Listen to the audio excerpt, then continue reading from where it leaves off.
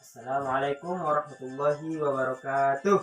Waalaikumsalam warahmatullahi wabarakatuh. Gimana kabarnya? Baik. Ya, nanti kalau Bapak bilang gimana kabarnya, jawabannya seperti ini ya. Bagaimana kabarnya? Alhamdulillah, luar biasa, Allahu Akbar, gitu ya. Iya. Paham? Paham. Oke, kita ulangi. Bagaimana kabarnya? Alhamdulillah, luar biasa, Allahu Akbar. Oke, sekali lagi. Gimana kabarnya? Alhamdulillah, luar biasa, Allahu Akbar. Oke, terima kasih. Oke, sebelum kita mulai pelajaran kita hari ini, ada baiknya kita berdoa terlebih dahulu. Untuk doanya nanti kita cuma membaca surah Al-Fatihah. Hafalkan surah Al-Fatihah? Hafal. Oke. Sebelum kita mulai pembelajaran kita hari ini, ada baiknya kita membacakan surah Al-Fatihah bersama-sama. Bismillahirrahmanirrahim. Alhamdulillahirabbil alamin. Ar-Rahmanir-Rahim. Maliki yaumiddin. Iyyaka na'budu wa iyyaka nasta'in. Ihdinas siratal mustaqim. Siratal ladzina an'amta 'alaihim ghairil maghdubi 'alaihim waladdallin. Amin. Oke, untuk pelajaran kita hari ini mengenai tentang haji.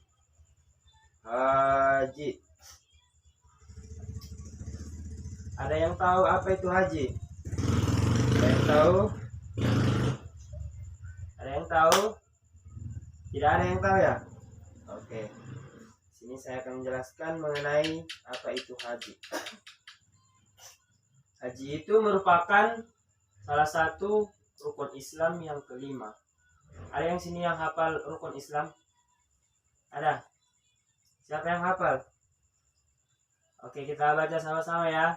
Rukun Islam ada 5. 1. Syahadat, 2 sholat, 3 zakat, 4 puasa, 5 naik haji bagi yang mampu. Ya, bagus. Jadi di sini kita akan membahas mengenai haji. Haji yaitu rukun Islam yang kelima. Naik haji ke Baitullah bagi yang mampu. Dalam surah Al-Baqarah ayat 196 menjelaskan bahwa dan sempurnakanlah ibadah haji dan umroh karena Allah. Tetapi jika kamu terkepung oleh musuh, maka kembalilah ad'un yang mudah didapatkan. Dan jangan kamu mencukur kepalamu sebelum hadi'un sampai di tempat penyembeliannya. Jika ada di antara kamu yang sakit atau ada gangguan di kepalanya, lalu dia mencukur, maka diwajibkan berfidyah, yaitu berpuasa, bersedekah, atau berkurban. Apabila kamu dalam keadaan aman, maka barang siapa mengerjakan umroh sebelum haji, dia wajib berpuasa 3 hari dalam musim haji dan 7 hari sebelum kamu kembali. Itu seluruhnya 10 hari. Demikian itu bagi orang yang bukan penduduk Masjidil Haram. Bertakwa kepada Allah dan ketahui bahwa Allah sangat kersa hukumannya. Quran Surah Al-Baqarah ayat 196. Jadi dalam surah Al-Baqarah ini menjelaskan bahwasanya apabila kita nanti dalam perjalanan haji dikepung oleh musuh, maka kita harus berhadi'un, yaitu dengan cara membayar fidyah atau berpuasa yang pertama, yang kedua bersedekah, yang ketiga berkurban. Jadi di sini ada adik-adik semua yang ingin naik haji. Siapa di sini yang pengen naik haji? Iya. Kau di naget kolai tua. Oke. Jadi nanti umpamanya nanti kalau udah dewasa, udah ada pekerjaan, udah berkecukupan, maka laksanakanlah atau tunaikanlah rukun iman yang kelima, yaitu naik haji ke Baitullah bagi yang mampu. Dikarenakan haji ini bukan diwajibkan kepada seluruh umat, akan tetapi diwajibkan bagi yang mampu saja. Misalnya dia mampu dalam segi materi, segi fisik, anggona rong hepeng niba tidak diwajibkan niba moka, tapi anggo dong diwajibkan, anggo mencukupi. Baik, untuk yang kedua, bagaimana maksud dari pelaksanaan haji? Tata cara melaksanakan ibadah haji ada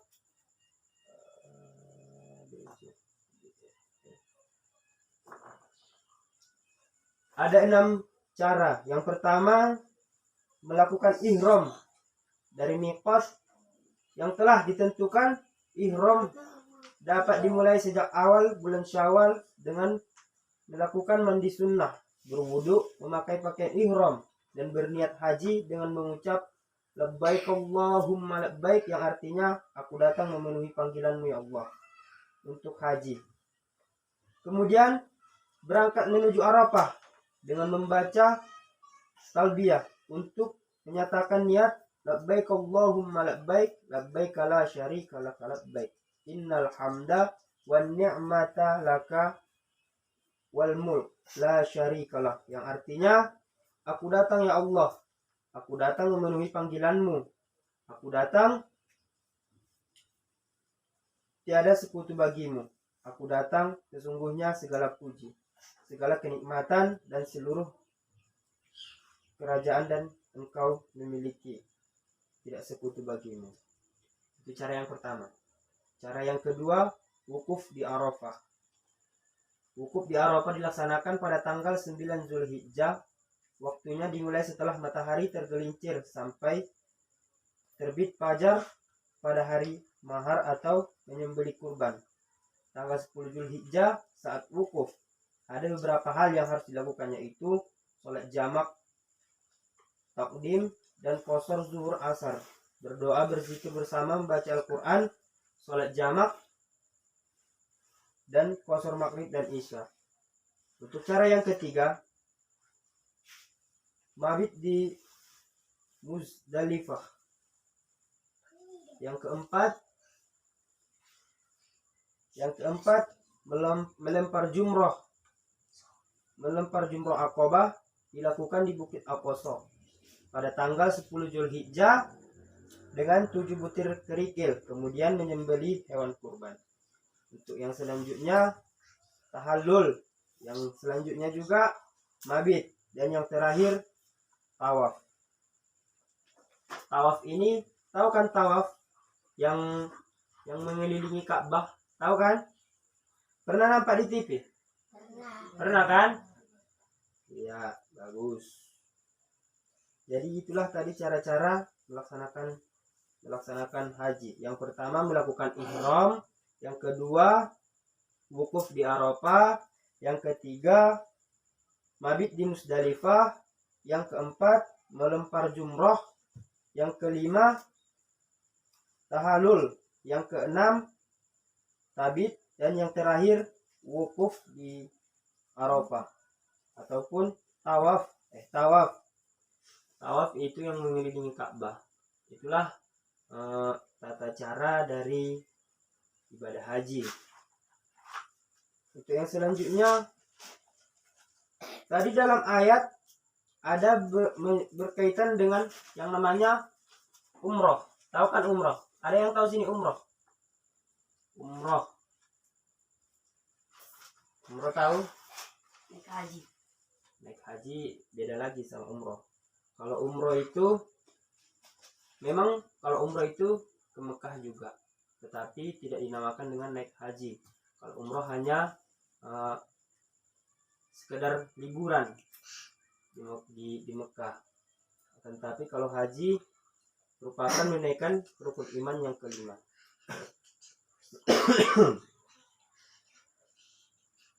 Di sini ada tata cara ibadah umroh. Yang pertama, membersihkan diri dari hadas besar atau mandi junub. Apa itu mandi junub? Ada yang tahu mandi junub? Ya, bagus, mandi wajib. Yang kedua, menggunakan pakaian ihram dan niat dari mikot. Yang ketiga, membaca talbiyah selama perjalanan menuju Mekah. Yang keempat, masuk Masjidil Haram dan mencium Hajarul Aswad. Hajarul Aswad. Tahu Hajarul Aswad? Tempat Hajarul Aswad tahu? Tak tahu kan?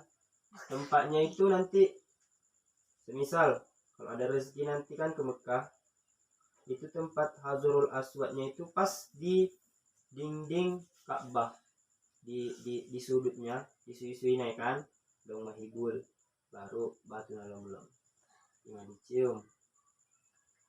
Batu Hajarul Aswad ini merupakan batu dari surga. Baru yang selanjutnya, tawaf sebanyak 7 kali. Anggo umroh hanya tawaf 7 kali, mengelilingi Ka'bah 7 kali. Yang selanjutnya, sholat 2 rakaat di depan makam Nabi Ibrahim. Kalau sholat ini pas nanti itu, kalau makam Nabi Ibrahim di son umpamana ada warna Ka'bah dan di sana mando makam ni kuburan ni Nabi Ibrahim. Baru yang selanjutnya, beristirahat dan meminum air zam-zam.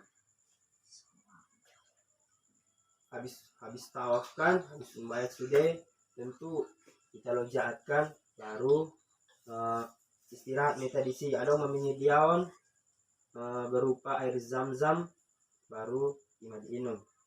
Yang terakhir, melakukan sa'i sebanyak 7 kali. Sa'i adalah berjalan dari Safa ke Marwah sebanyak 7 kali. Anggo jarak sekitaran Ardo, lumayan do jaraknya.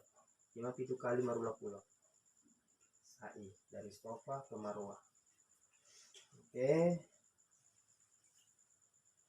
Untuk yang selanjutnya,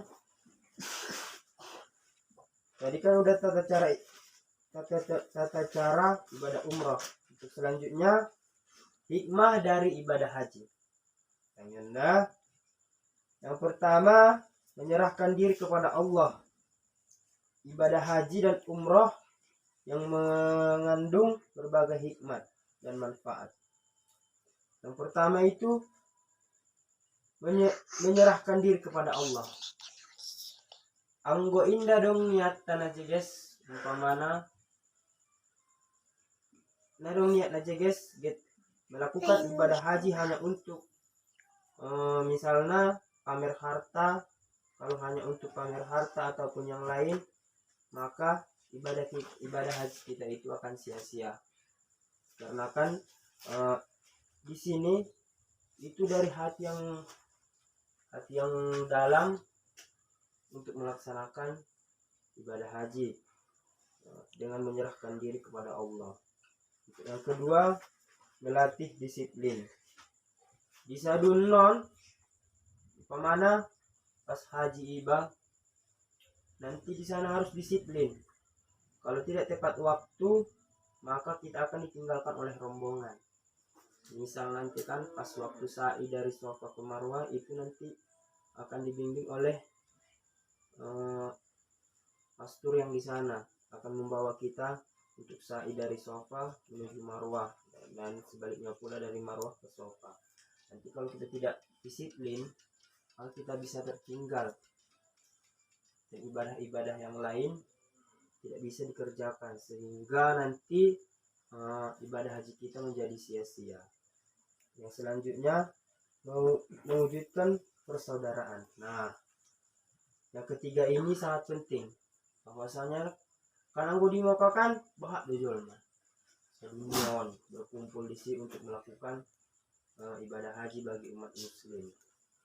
Maka di sana nanti kalau bisa kita ramah kepada orang, umpamanya dari Indonesia, gue bisa dipakai bertambah saudara nibah, bertambah pengalaman nibah. Untuk yang selanjutnya memperoleh ketenangan batin. Anggo bisa gari umpamana sebelum ke ibadah haji kita sering melakukan maksiat, maka dung mulai ibadah haji dirubah masude perilaku najat waktu sebelum tiba ke haji. Misal umpamanya serik kamunon pamana minum tuak, minum inakan cuma ditinggalkan, tidak pula diobat kembang godung haji. Yang selanjutnya menghayati perjalanan hidup Nabi Ibrahim alaihissalam. Selanjutnya hakikatnya manusia itu semua sama. Selanjutnya perjuangan mencari rezeki. Nah, perjuangan mencari rezeki ini di situ umpamanya kita selama 10 tahun mungkin menabung untuk bisa melakukan ibadah haji. Kita harus bersungguh-sungguh dalam melakukan ibadah haji itu, dikarenakan waktu pengumpulan duitnya itu tidak semudah bagi orang-orang yang kaya raya. Selanjutnya menghilangkan kesombongan dalam diri. Nah, ini yang terakhir, menghilangkan kesombongan dalam diri. Itulah tadi sama yang bagian bagian pertama. Nah, tolai ba menyombongkan diri bope kayo ibakan bisa iba tu mau kainda tolai ba sombong, karena kita tahu bahwasanya harta adalah hanya titipan dari Allah Subhanahu wa taala. Oke.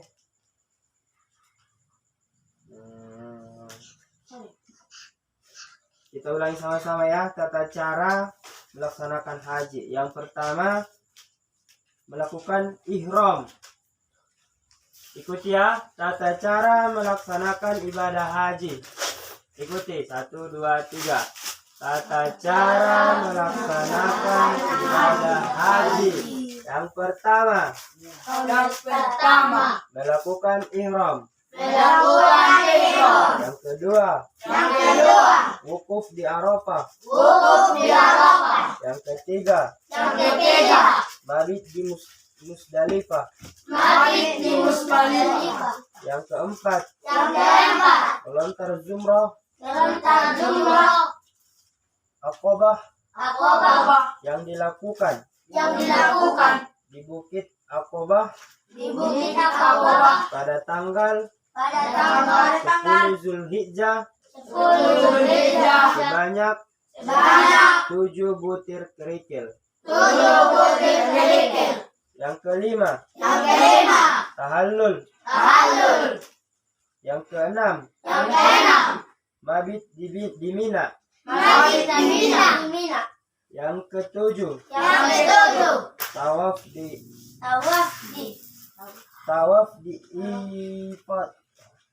di Ka'bah. Selanjutnya, tata cara ibadah umrah. 1. Membersihkan diri dengan mandi junub. Yang kedua, menggunakan pakaian ihram dan niat dari miqat. Yang ketiga, membaca talbiyah selama perjalanan menuju Mekah. Yang keempat, masuk Masjidil Haram dan mencium Hajarul Aswad. Yang kelima, tawaf sebanyak 7 kali. Yang keenam, sholat 2 rakaat di depan makam Nabi Ibrahim. Yang ketujuh, beristirahat dan meminum air Zam-Zam. Yang kedelapan, melakukan sa'i sebanyak 7 kali. Hikmah ibadah haji. 1. Menyerahkan diri kepada Allah. Yang kedua, melatih disiplin. Yang ketiga, mewujudkan persaudaraan. Yang keempat, memperoleh ketenangan batin. Yang kelima, menghayati perjalanan hidup Nabi Ibrahim alaihissalam. Yang keenam, hakikatnya manusia itu semua sama. Yang ketujuh, perjuangan mencari rezeki. Yang kedelapan, menghilangkan kesombongan dalam diri. Nampaknya kurang semangat ya. Jadi di sini kita akan melakukan tepuk semangat. Jadi seperti ini. Tepuk semangat. Semangat gitu ya. Bisa? Oke, siap tepuk? Siap. Tepuk semangat.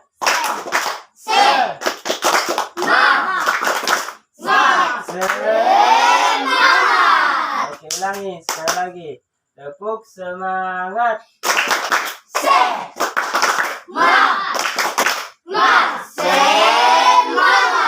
Oke, terima kasih. Oke.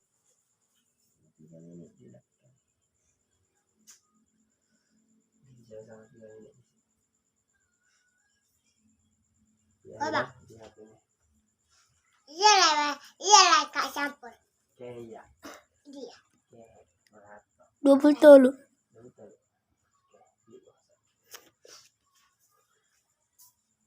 Dari materi kita hari ini, ada yang kurang paham? Atau ada yang mau ditanyakan?